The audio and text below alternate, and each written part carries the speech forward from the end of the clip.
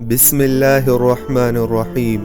جب نبی کریم صلی اللہ علیہ وسلم 12 برس کے ہو گئے تو اپنے چچا ابو طالب کے ساتھ پہلی بار تجارت کی غرض سے شام گئے، لیکن جناب ابو طالب کو اس سفر میں کوئی نفع نہیں ہوا، اس لیے انہوں نے اس کے بعد پھر کبھی تجارتی سفر کا ارادہ تک نہ کیا۔ ان کے پاس تھوڑا بہت سرمایہ موجود تھا، بس اسی کے سہارے مکہ کی چار دیواری کے اندر رہ کر ہی گزر بسر کرتے رہے۔ یہ سارا عرصہ حضور صلی اللہ علیہ وسلم اپنے چچا کے ساتھ رہے۔ آپ علیہ السلام ان کی بکریاں چراتے اور گھریلو کام کاج میں ان کا ہاتھ بٹاتے تھے۔ فارغ اوقات میں آپ گلی بازار میں نکل جاتے اور مشہور عرب شاعروں کے کلام سنتے۔ یوں ہی وقت گزرتا گیا۔ ابو طالب کی گھریلو زندگی مالی پریشانیوں کا شکار رہتی تھی۔ حضور صلی اللہ علیہ وسلم اس وقت 25 برس کے عمر کو پہنچ چکے تھے۔ شام کے پہلے تجارتی سفر میں ناکامی کے باوجود آپ کے چچا چاہتے تھے کہ اپنے پیارے بھتیجے کو گلبانی کی بجائے تجارت کی سہولتوں کا اہتمام کرے۔ اپنی اس خواہش کی تکمیل کے لیے آپ مناسب موقعوں کی تلاش میں رہتے تھے۔ انہی دنوں ایک دولت مند اور بلند اخلاق بیوہ خاتون حضرت خدیجۃ الکبریٰ رضی اللہ عنہا مکہ میں رہتی تھی۔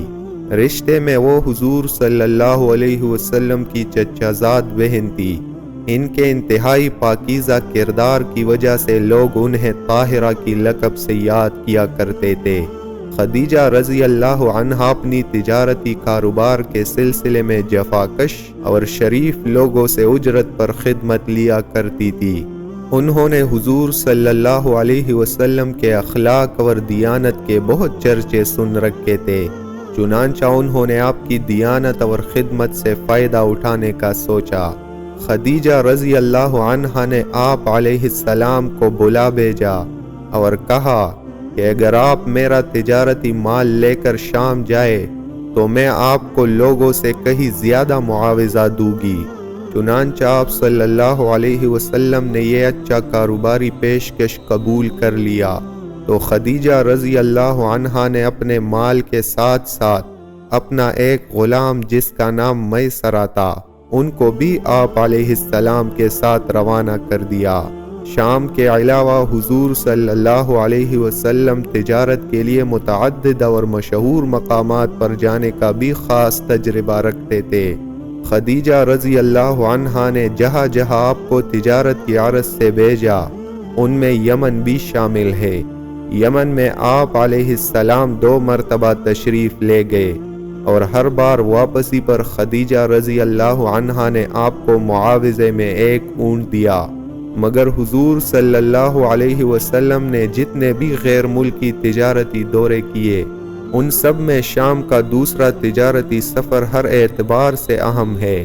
اس تجارتی سفر میں حضور صلی اللہ علیہ وسلم کو دوسروں کی نسبت بہت زیادہ منافع ہوا، مگر کاروباری لین دین کے ساتھ ساتھ آپ علیہ السلام نے زندگی پر بھی جی بھر کے غور و فکر کیا اور مختلف مذاہب کے اکابرین سے بحث میں بھی حصہ لیا۔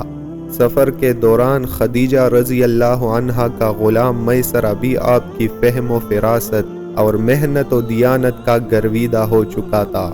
واپسی پر آپ صلی اللہ علیہ وسلم نے سفر کی تمام احوال اور منافع کا سارا حساب کتاب حضرت خدیجہ رضی اللہ عنہا کے سامنے پیش کر دیا۔ خدیجہ رضی اللہ عنہا آپ کی دیانت اور صداقت سے بے حد متاثر ہوئی۔ بعد میں میسرہ نے بھی ان سے حضور صلی اللہ علیہ وسلم کے بلند اخلاق اور نیک عادات کی تعریف کے پل باندھ دیے۔ میسرہ نے تو یہاں تک کہہ دیا کہ سیرت و کردار اور لیاقت و ذہانت کے اعتبار سے مکے کا کوئی بھی نوجوان آپ علیہ السلام کا مقابلہ نہیں کر سکتا۔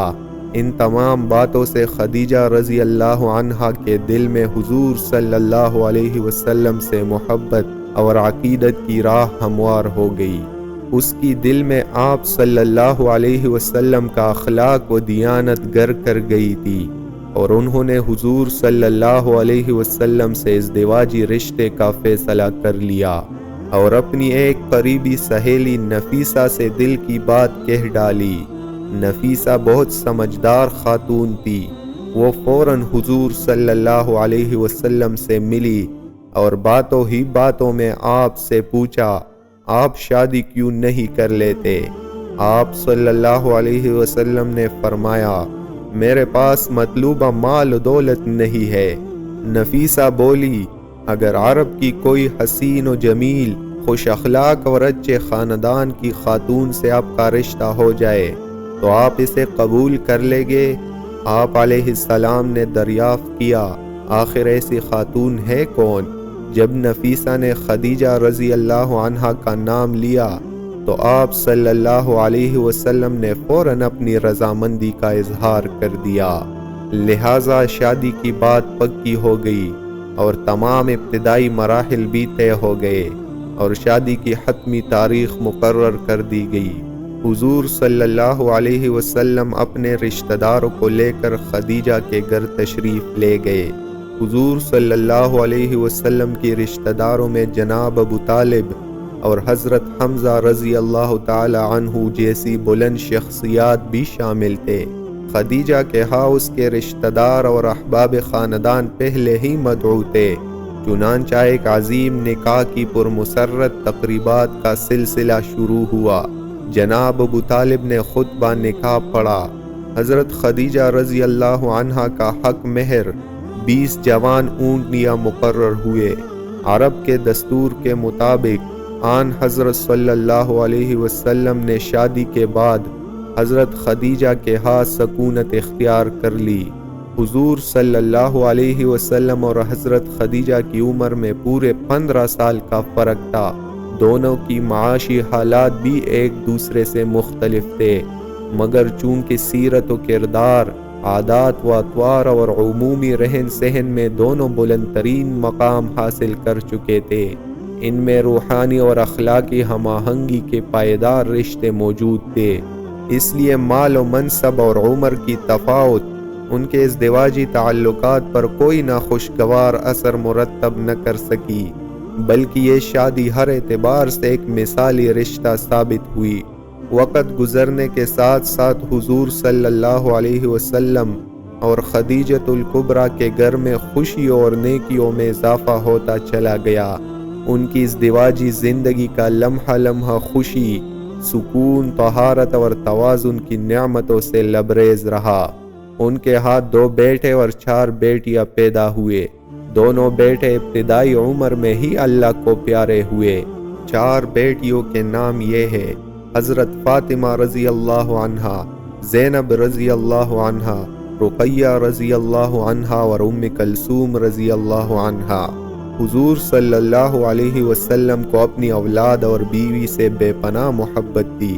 حضرت خدیجہ رضی اللہ عنہا بھی حضور صلی اللہ علیہ وسلم سے لازوال محبت کرتی تھی۔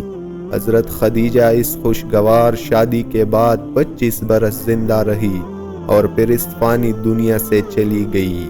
خدیجہ رضی اللہ عنہا کے انتقال کے بعد حضور صلی اللہ علیہ وسلم انہیں محبت اور احترام سے یاد کیا کرتے تھے۔ ان کی وفات کے کافی عرصے بعد ایک بار آن حضور صلی اللہ علیہ وسلم نے آپ کو سلام عقیدت پیش کرتے ہوئے فرمایا، وہ ایک مثالی بیوی تھی۔ انہوں نے اس وقت اسلام قبول کیا جب سارا عرب کافر تھا۔ انہوں نے اپنی ساری دولت مجھ یعنی میرے مشن پر نچھاور کر دی۔ حضور صلی اللہ علیہ وسلم حضرت خدیجہ کے عزیز و اقارب سے بھی ہمیشہ کمال حسن سلوک سے پیش آتے تھے۔ چنانچہ ان کی وفات کے بعد جب بھی ان کے رشتہ دار یا سہیلی آپ کی خدمت میں حاضر ہوتی تو آپ ان سے انتہائی احترام اور شفقت سے پیش آتے تھے۔ ناظرین، یہ تھی آج کی ویڈیو۔ اگر ویڈیو پسند آئی ہو تو ویڈیو کو لائک کر دے اور چینل پہ نئے ہو تو سبسکرائب ضرور کر دے۔ مجھے دیجیے اجازت، ملتے ہیں اگلے ویڈیو میں، تب تک کے لیے اللہ حافظ۔